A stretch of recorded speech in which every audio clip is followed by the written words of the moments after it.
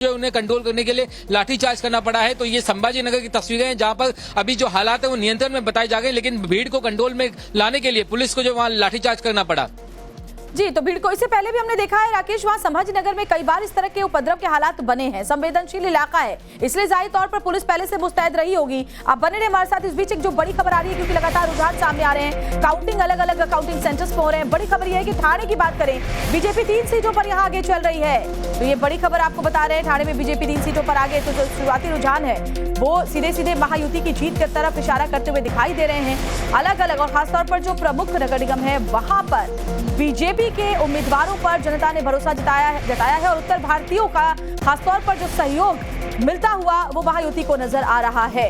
ये तस्वीरें और ये अपडेट्स लगातार टाइम्स नाउ भारत सबसे पहले आप तक पहुंचा रहा है। तो बीजेपी 30 पर आगे, उद्धव गुट 24 पर आगे। और अतुल का फटाफट से रुख कर लेते हैं। अतुल, वहां पर क्या कुछ अपडेट सामने आ रहे हैं अंधेरी इससे?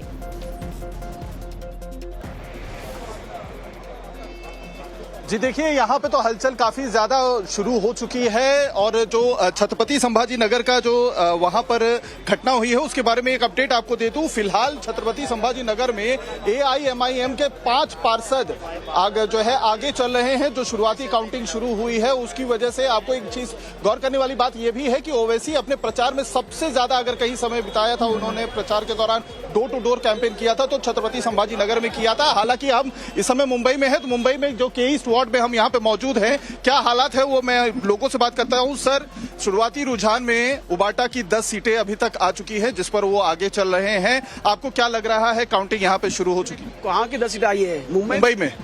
यहाँ के अभी काउंटिंग चालू हुआ है, 72 का अभी चालू हो जाएगा। तो अंधेरी में जो 72 से लेके 86 तक 15 सीट है, उसमें से 10 सीटें आराम से आने वाली है। बीएमसी पे सत्ता किसकी आने वाली है सर? क्योंकि एक अपडेट सामने आ रहा है वो बताते हैं, फिर आपके पास आती हूँ, आप अपनी बात पूरी करिएगा। अलग अलग सीटों पर जो रुझान है वो सामने आ रहे हैं। पनवेल में बताया जा रहा है कि बीजेपी आगे चल रही है। नागपुर में बीजेपी 16 सीटों पर आगे चल रही है। ये बड़ी खबर। नागपुर मुख्यमंत्री का गढ़, मोहन भागवत ने भी वहीं से वोट डाला था, नितिन गडकरी ने भी वोट डाला था। तो तमाम बीजेपी के जो बड़े चेहरे हैं नागपुर से, और यहाँ देखिए असर भी दिखता हुआ नजर आ रहा है। बीजेपी 16 सीटों पर यहाँ आगे चल रही है, कांग्रेस को 3 सीटों पर यहाँ बढ़त मिली है। पनवेल की बात करें, बीजेपी 8 सीटों पर आगे है। तो ये अपडेट्स लगातार सामने आ रहे हैं। तो अपनी बात पूरी करें।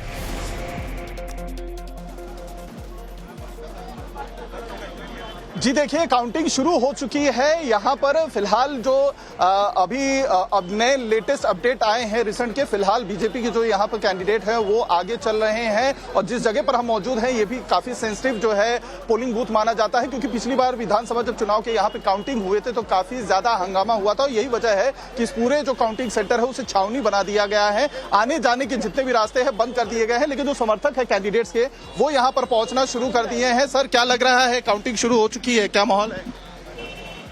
आप किस पार्टी से हैं, किसके सपोर्टर? हम शिंदे साहब के सपोर्टर हैं। शिंदे साहब के सपोर्टर हैं। क्या जो है लग रहा है किसकी सत्ता आने वाली है? सपोर्टर्स अपने अपने पार्टियों के लिए अलग अलग काउंटिंग सेंटर्स के बाहर मौजूद हैं। हर जगह जश्न मनाने की तैयारी की जा रही है। कई जगहों पर पोस्टर्स लगाए गए हैं। उद्धव गुट 20 सीटों पर आगे है। ये बड़ी खबर इस वक्त सामने आ रही है। तो देखिए, अब आपको जानकारी दे रहे हैं। रुझान बहुत तेजी के साथ टाइम्स नाउ भारत आप तक पहुंचा रहा है। संभाजी नगर में AIMIM 5 सीटों पर आगे। ओवैसी ने जबरदस्त प्रचार किया था, डोर टू डोर गए थे संभाजी नगर में ओवैसी, और वहां उसका असर भी दिखाई दे रहा है। ओवैसी के ताबड़तोड़ प्रचार का असर छत्रपति संभाजी नगर में दिखाई दे रहा है। 5 सीटों पर AIMIM के कैंडिडेट्स आगे चल रहे हैं। और रेनू मित्तल हमारे साथ सीनियर जर्नलिस्ट जुड़ी हुई है। रेनू जी, अगर हम इस नतीजों की बात करें, ये ना सिर्फ स्थानीय प्रशासन की जो रूपरेखा है वो तय करेगा, बल्कि राज्य के भविष्य, सियासी भविष्य को भी एक दिशा देता हुआ नजर आएगा। लेकिन सबसे अहम सवाल यहाँ ठाकरे ब्रदर्स के लिए, क्योंकि उनके लिए करो या मरो अस्तित्व के सवाल वाले नतीजे नजर आते हैं। देखिए, जब से स्प्लिट हुआ है शिवसेना में तो पार्टी की दिक्कतें बहुत बढ़ गई हैं। ये कहा जाता था कि शिंदे जी जो है वो सबसे मेन करता धरता है शिवसेना के। अब जब वो एक बार वो अलग हो गए तो उससे उद्धव ठाकरे जरूर कमजोर हुए। पर हमको ये बात नहीं भूलनी चाहिए कि जो ठाकरे बंधु हैं उनका जो है BMC में काफी स्ट्रांग होल्ड रहा है। और अगर वो स्टेट लेवल पे परफॉर्मेंस अच्छा नहीं कर पाए, पर फिर भी मुंबई और आसपास के इलाके में उनका बहुत स्ट्रांग रहा है और वो कंट्रोल कर चुके हैं बीएमसी को, जो बहुत रिच बॉडी मानी जाती है, जिसके चलते हैं वो पूरा का पूरा मुंबई। और अब वहां पर देखिए बहुत सारे यूनिट्स हैं। अब जैसे यूपी के लोग हैं वो खिलाफ, वो शिवसेना उनको अटैक करती है, वो बाकी पार्टियों की तरह ग्रेविटेट करते हैं। तो इस सिचुएशन में अभी थोड़ा अर्ली है ये बताना कि क्या बीजेपी बिल्कुल रनअवे विक्ट्री ले लेगी या शिवसेना उनको अच्छी फाइट देगी। और अच्छी फाइट देती हुई नजर भी आ रही है, जो आंकड़े लगातार सामने आ रहे हैं। रेणु जी आती हूँ आपके पास, प्रेम सर आपके पास भी आती हूँ। अपडेट्स लगातार देखिए इस वक्त रुझानों में सामने आ रहे हैं, जहां जो बीएमसी के रुझानों में बीजेपी 32 सीटों पर आगे, शिवसेना उद्धव गुट 20 सीटों पर आगे चल रही है। तो ये बड़ी खबर, और अलग अलग वार्ड्स के भी नतीजे हम आपको बता रहे हैं। वहीं कांग्रेस पर भी मुस्लिम मतदाताओं ने बताया जा रहा है कि अपना विश्वास जताया है, 5 सीटों पर आगे है। अगर एआईएमआईएम की बात करें तो छत्रपति संभाजीनगर में 5 सीटों पर एआईएमआईएम के कैंडिडेट्स भी आगे चल रहे हैं। हालांकि बहुत ही शुरुआती रुझान है, लेकिन तस्वीरें अभी धीरे धीरे साफ होनी शुरू हो जाएंगी। राकेश का फटाफट से रुख कर लेती हूँ। राकेश, ऐसा नहीं है कि बिल्कुल वन साइडेड विक्ट्री नजर आ रही हो, अगर रुझानों की माने तो उद्धव गुट पर भी मुझे लगता है कि मराठी मानुष का जो कार्ड उन्होंने खेला था वो उनको थोड़ा फायदा पहुंचाता हुआ नजर आ रहा है।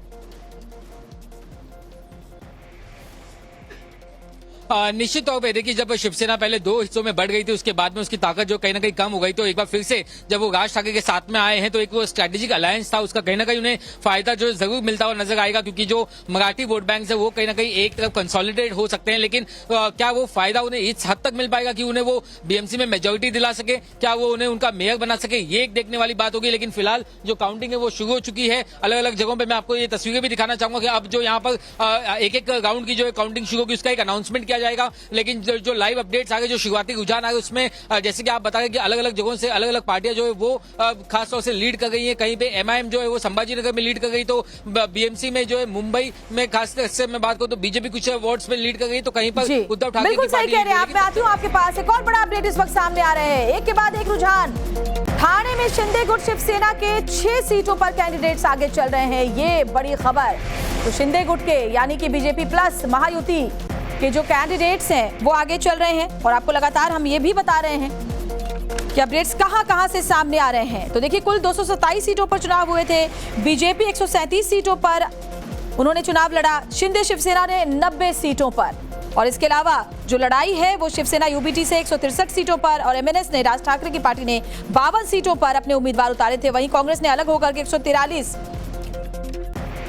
सीटों पर अपने उम्मीदवार उतारे थे। प्रेम सर का एक बार फिर से फटाफट से रुक कर लेती हूँ। प्रेम जी, ऐसा लगता है कि जो शुरुआती रुझान सामने आ रहे हैं उसमें एक बात बहुत साफ नजर आ रही है, जिसने जिस वर्ग को सबसे ज्यादा टारगेट किया उस वर्ग का फायदा मिलता हुआ नजर आ रहा है। अगर मराठी मानुष मराठी वोट की बात करें तो लगता है जैसे फिलहाल शुरुआती रुझान के हिसाब से यूबीटी को उन्होंने, शिवसेना यूबीटी को साथ दिया है। उत्तर भारतीयों की बात करें तो महायुति को, और कांग्रेस पर मुस्लिम वोटर्स ने भी विश्वास जताया है, ऐसा नजर आ रहा है। देखिए श्वेता जी, इस बार वो कहा जा रहा था ना कि मामू फैक्टर जो है, उद्धव ठाकरे की उम्मीद वहीं पर जुड़ी है, और मराठा मानुस और मुसलमान, ये वोट्स अगर उनको पोलराइज होकर मिलते हैं और जिस हद तक मिलते हैं